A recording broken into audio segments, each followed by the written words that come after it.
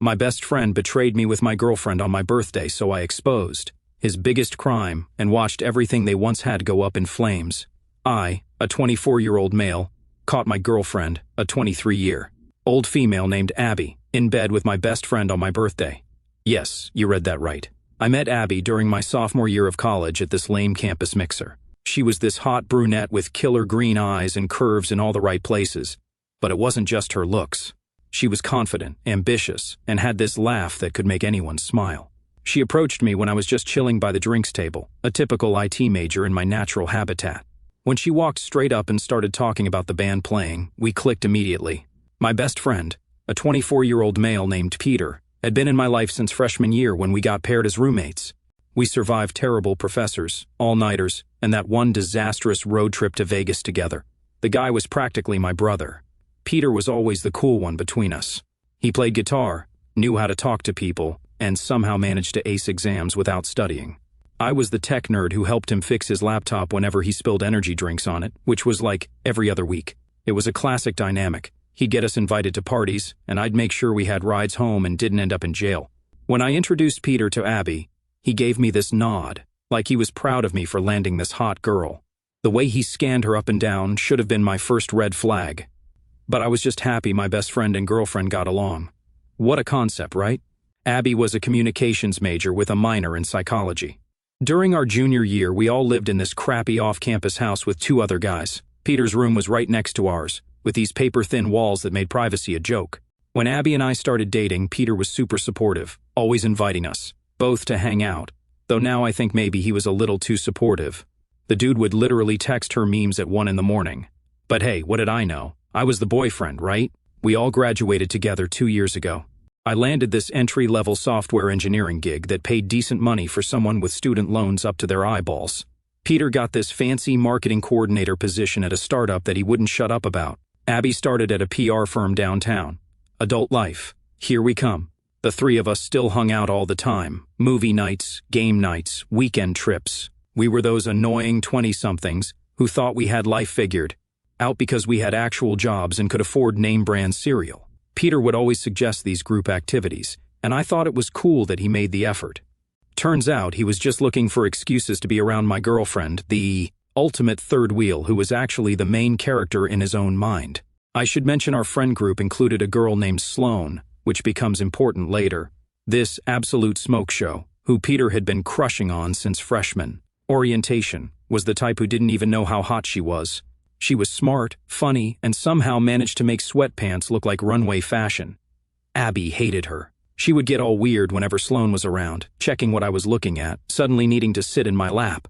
I thought it was cute at the time, like she was overprotective in a cute way. You know, girls get jealous sometimes. That's what I told myself. However, red flags started piling up about 6 months ago. I started noticing weird stuff. Abby was always on her phone, smiling at texts but turning the screen away if I walked near. She and Peter suddenly had all these inside jokes I wasn't part of. If I mentioned feeling weird about it, I'd get hit with the classic, "Don't be so insecure. We're just friends," gaslighting. I ignored the signs because I trusted them both completely. I mean, come on, we were a freaking gang. But then Abby started working late at least twice a week. Peter suddenly had all these networking events that he couldn't explain properly. They'd both show up to group hangouts separately but leave at the same time. My buddy Chris tried to warn me. He saw through the nonsense. He saw them once at a restaurant together while I was at work. It was nothing harmful, but he told me they looked too comfortable. I convinced myself it was an innocent lunch between friends. The week before my birthday, things got weirder. Abby suggested we take a break. We'd been talking about moving to a better apartment, maybe getting a dog. Suddenly she wasn't sure about limiting her options. It didn't make sense. Then we had this big fight where she accused me of suffocating her with expectations. I remember telling my mom how stressed Abby seemed, and Mom suggested I plan something special for my birthday to reconnect. I decided to cook a nice dinner and picked up ingredients for it. So, on my 24th birthday, I planned a small gathering at my apartment, some friends, pizza, and whatever games we could play. I'd been looking forward to it all week. Work had been brutal with this new project deadline, and I just wanted one day where I didn't have to think about code or bugs or my increasingly distant girlfriend. I took a half day off work to set things up, stopped by the store to grab drinks and snacks. The plan was to clean up, Set up the new PlayStation 5 I'd saved up for months to buy, and maybe even have some alone time with Abby before everyone arrived. Driving home, I was mentally running through my checklist when my phone buzzed. A text from Peter read, "Happy birthday, man. See you tonight." I remember smiling at that. If only I knew what kind of present he was giving me. I pulled into my apartment complex and noticed Peter's car was already there. That was weird. We weren't supposed to meet up until later. I figured maybe he came early to help set up or drop off a gift. I'll give him credit for one thing. The guy had balls the size of planets. When I got to my door, I could hear music playing inside, low volume but definitely there. Abby had mentioned an important client meeting that morning, but maybe she'd wrapped up early to surprise me. For a split second, I felt guilty for doubting her these past few weeks. Maybe I was just being paranoid after all. So I unlocked the door as quietly as possible. The living room was empty, the kitchen too, but I heard voices coming from our bedroom. Then I heard it. That laugh, that specific laugh Abby does when she's flirting, the one that used to be reserved for me. I walked toward the bedroom door, stood outside it for what felt like. Forever heard Abby whisper something, then Peter's low chuckle. Then came the unmistakable sounds. My stomach dropped somewhere around my ankles. I wanted to throw up. Instead, I pushed the door open, and there they were in my bed on my freaking birthday. They weren't just sitting there having a conversation. No, they were full-on making out. I just stood there, frozen, unable to process what the hell was going on. Abby scrambled to cover herself while Peter just lay there with this smug look on his face. He didn't even try to move or cover up, just stretched out in my bed like he owned the place. "Hey man, awkward timing," Peter said, laughing like he'd just been caught stealing the last slice of pizza, not banging my girlfriend. Abby looked annoyed, like I'd interrupted something important. "Nick, this isn't, it wasn't supposed to be this way," she stammered. "How long?" I cut her off. Peter sat up, still not covering himself. "Oh, about 3 months officially, but we've been vibing for way longer. Actually wanted to surprise you with the cake, but you ruined it." "Vibing? Yeah, man, and we were going to tell you," he said, looking at Abby with that smirk. She added, "You're pathetic in bed, by the way. All that gaming and no practice, huh?" They both laughed. That was it. Something snapped. I lunged forward, grabbed Peter by his throat, and yanked him off the bed. He hit the floor hard. Before he could react, I punched him right in the face. 5 years of friendship, and that's what I got. "Nick, oh my God, stop!" Abby screamed. But I was already landing another punch. Peter tried to fight back, but he was naked and disoriented. I got in 2 more solid hits before shoving him back down. "That's for 5 years of friendship, bro," I spat, standing over him. "You're freaking crazy," he yelled, scrambling backward. "What is wrong with you? People get cheated on, dude. Deal with it." I just looked at them both, nodded, and walked out, ignoring Abby's calls after me. As I drove, random memories kept flashing through my mind, every sign I'd ignored. But the weird thing? I wasn't even sad, just felt hollow. Every memory of the past 3 years was suddenly suspect, every "I love you" potentially fake. Had she ever really cared about me at all, or was I just a reliable backup plan? I was pissed, and I had a plan. After the initial what the actual hell moment passed, my thoughts didn't go where most people probably would. Instead of just rage or heartbreak, my brain immediately jumped to Peter's precious business deal. Why? A few reasons. First, Peter wouldn't shut up about this deal. Second, revenge clarity. Third, I'd been around Peter long enough to know how he operated. This guy cut corners everywhere. In college, he'd cheat on exams while lecturing everyone else about academic integrity. He'd borrow money and conveniently forget to pay it back. He was always working some angle. So when I was racing for ways to hit back, I just knew instinctively that there would be something shady about this deal. Peter couldn't help himself. He always had to game the system. As I mentioned, Peter's startup had just signed a massive deal with a tech company. Not just any deal, a 7-figure contract that could make or break his company. This was their biggest client ever, and Peter had been insufferable about it for weeks. How did I know about it? Pure coincidence. My current boss at my software engineering job used to work at that tech company, and he still had connections there. He'd actually mentioned to me a few weeks back that his former company was signing with some hotshot marketing startup. I realized it was Peter when he wouldn't shut up about it at our last guy's night out. Peter had been parading around like he was some kind of prodigy, telling everyone how he was the youngest, marketing lead on a 7-figure project, and how the client specifically requested to work with him. He kept going on about how his boss trusted him completely with this account. What Peter didn't realize was that this information would become very useful to me very soon. The client was particularly strict about professionalism and ethics, something my boss had mentioned casually, but I needed proof. Then something crossed my mind. I remembered something crucial. About 6 months earlier, Abby had been constantly complaining about running out of phone storage. She took endless photos and videos but never deleted anything. As a solution, I'd set up a shared family cloud account for us.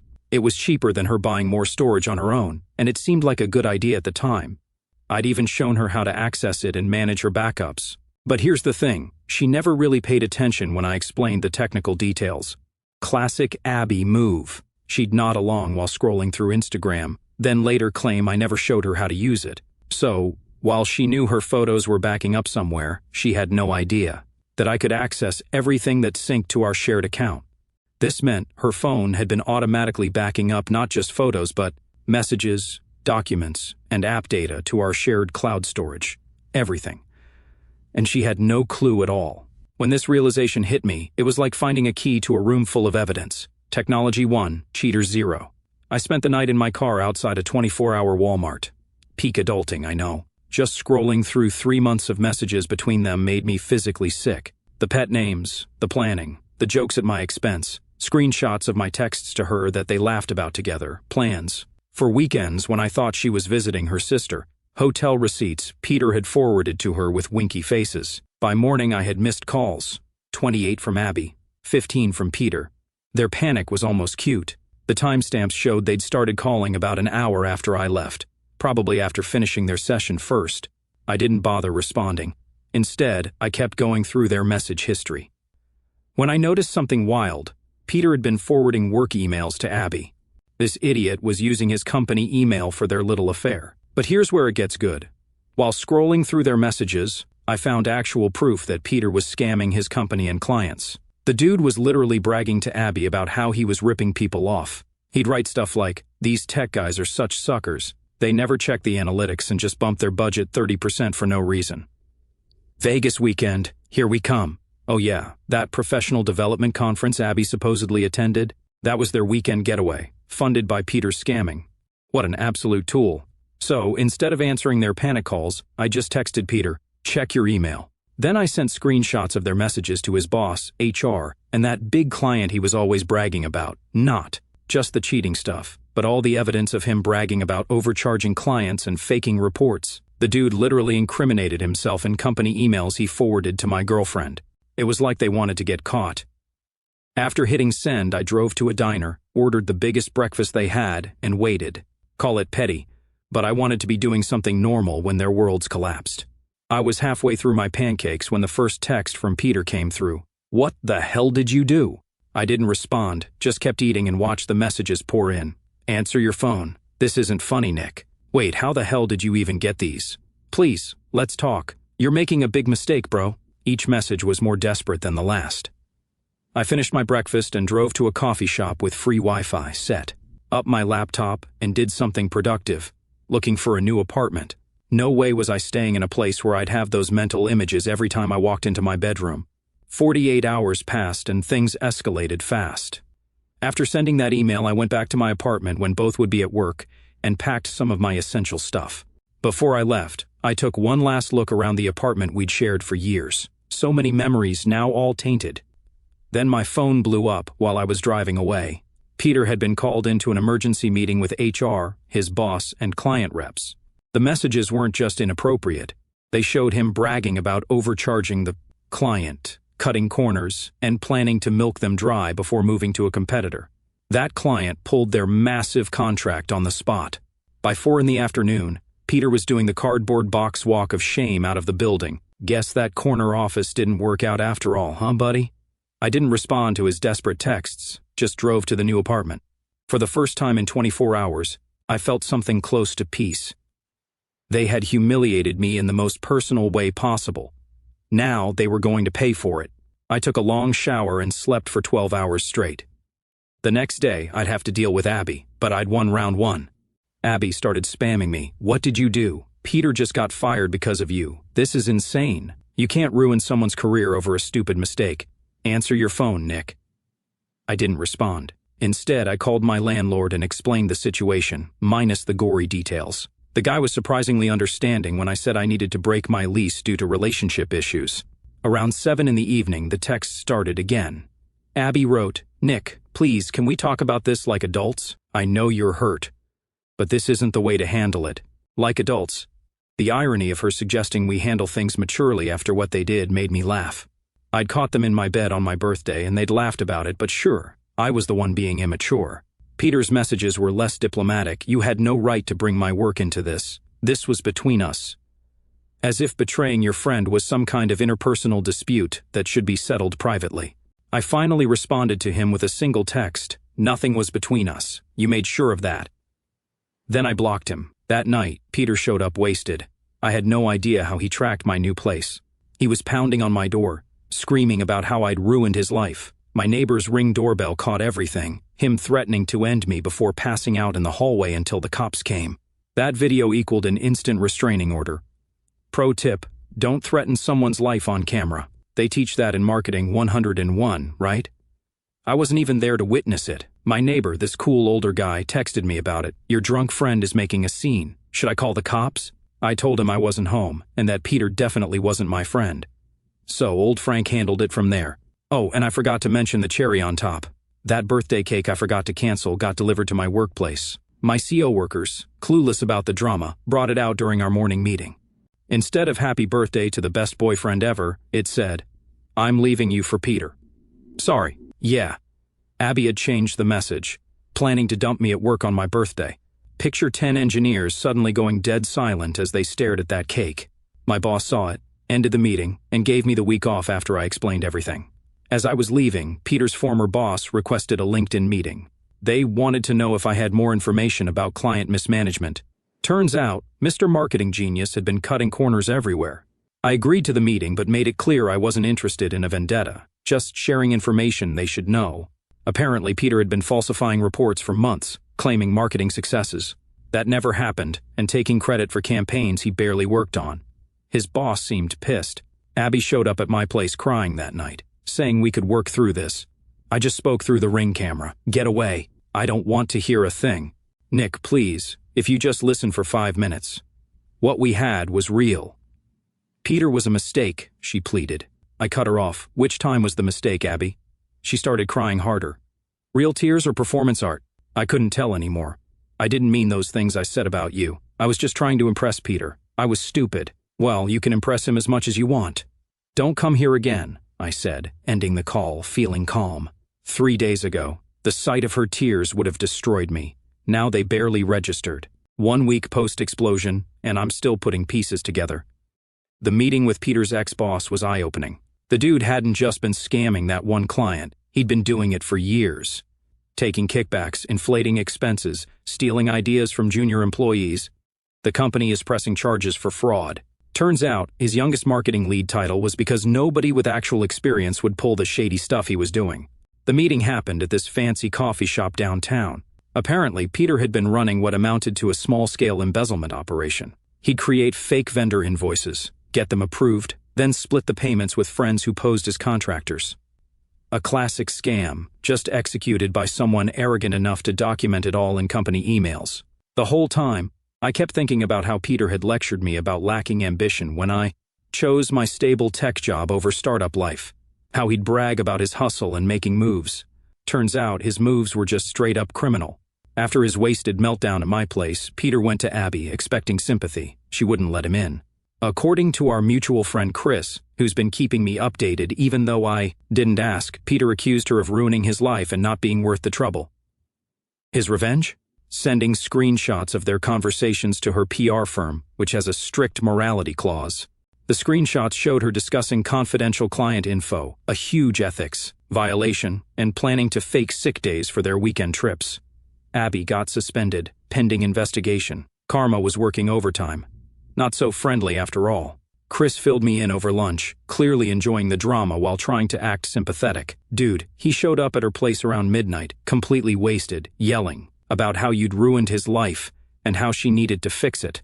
When she wouldn't let him in, he started cursing, threatening to tell everyone what she's really like, Chris said. Apparently, Peter had saved every compromising text and photo Abby had sent him. Not just the personal stuff, but work-related messages where she'd shared confidential client information to impress him with her insider knowledge. He compiled it all into one email and sent it to her entire management team with the subject line, "Your employee's ethics." Her boss called her in the next morning and put her on immediate suspension. Chris said they're doing a full investigation now. She could lose her license to practice. So these two idiots had imploded their own lives without any further help from me. Their betrayal had set off a chain reaction that exposed all their other lies and deceptions, almost poetic in a messed up way. I was just enjoying the show of their self-destruction. But wait, things get better. Remember Sloane from college, the smoking hot chick, Peter's longtime crush, who he never had the guts to ask out? We ran into each other last week. I was in the produce section, mindlessly squeezing avocados to check for ripeness. As if I actually knew what I was doing, when I heard someone call my name. I turned around and there was Sloane, looking like she just stepped out of an Instagram post, even in workout clothes with no makeup. "Nick, oh my God, I thought that was you," she said, giving me this quick hug before I could even respond. "How are you doing? I heard about everything." Apparently, news of our dramatic breakup had made its way through our extended friend circle. Sloane had gotten the full story from her roommate, who dated Chris's brother. It's a small world, especially when salacious gossip is involved. We ended up talking for nearly an hour, first between the avocados and tomatoes, then eventually moving to the coffee shop next door when an employee gave us the stink eye for blocking the produce section.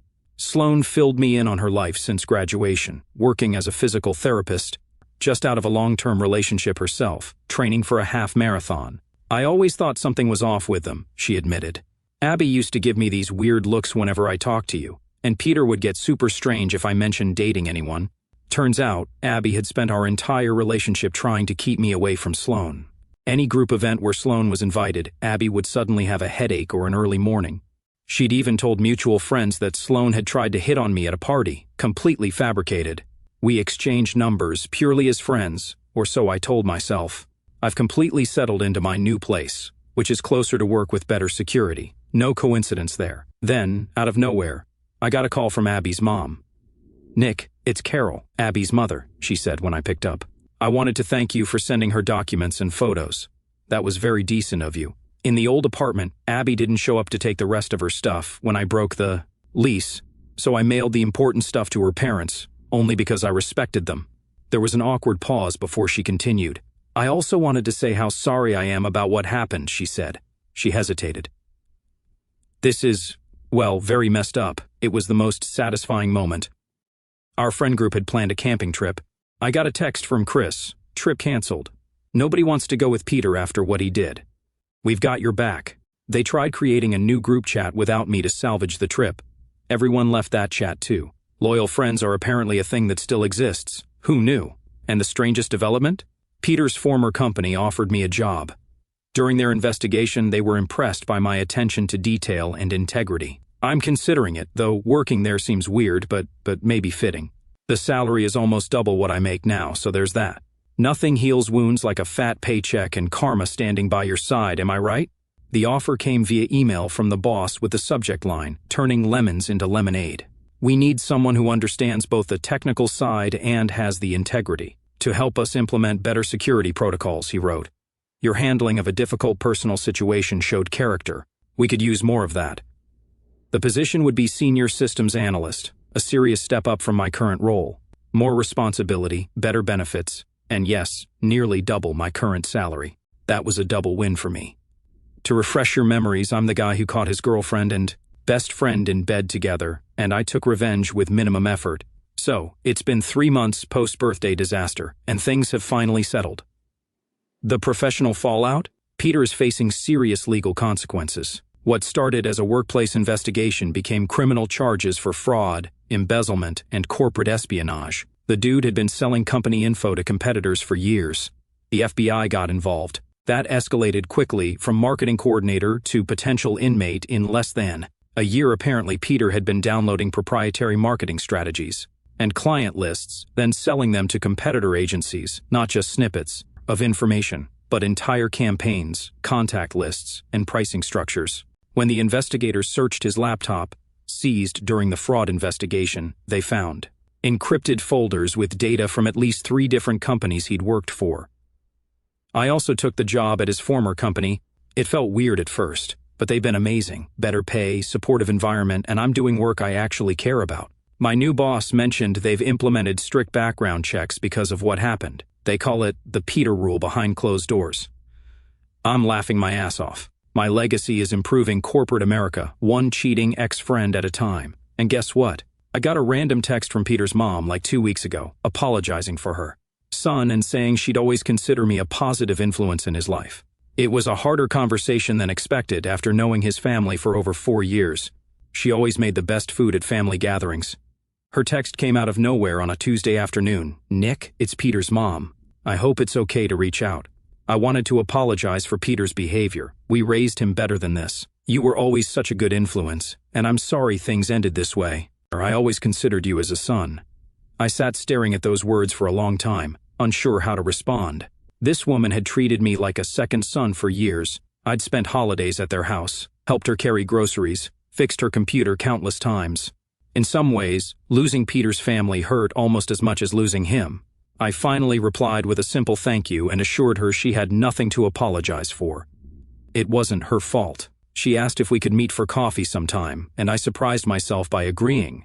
We met at a cafe halfway between our places, and the conversation was awkward but necessary. "He's getting professional help now," she said. "The legal troubles finally made him realize he needs it." I nodded, unsure what to say. "I'm not asking you to forgive him," she continued. "What he did was unforgivable. I just wanted you to know that the boy you were friends with, he's still in there somewhere underneath all the bad choices." I didn't have the heart to tell her I wasn't sure that boy had ever existed. Now, about Abby, her PR firm put her on extended probation. She sent a handwritten 8-page apology letter last month. I appreciate the gesture, but some bridges stay burned. I used it as kindling for my new apartment's fireplace. Very therapeutic. She claimed Peter had pursued her relentlessly, made her feel seen in ways I apparently didn't. There were paragraphs about her childhood issues, her fear of commitment, her tendency to sabotage good things. A full psychological self-assessment that might have impressed her therapist but did nothing for me. My new apartment finally feels like home. It's smaller but more comfortable. I've been intentional about buying furniture with zero connection to my previous life. Completely different vibe from the cookie-cutter apartment I'd shared with Abby. My gaming setup takes center stage in the living room. My collection of sci-fi figurines is proudly displayed on custom shelves.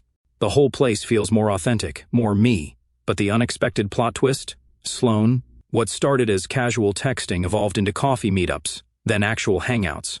We've been seeing each other for about a month now. It's different from any relationship I've had.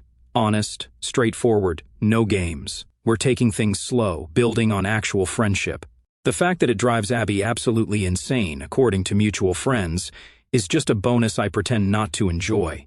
Speaking of Abby, of course, she wouldn't be silent over me and Sloan being together. She lost it, really lost it. The inevitable showdown happened last Saturday night. Sloan came over to watch the new Marvel show.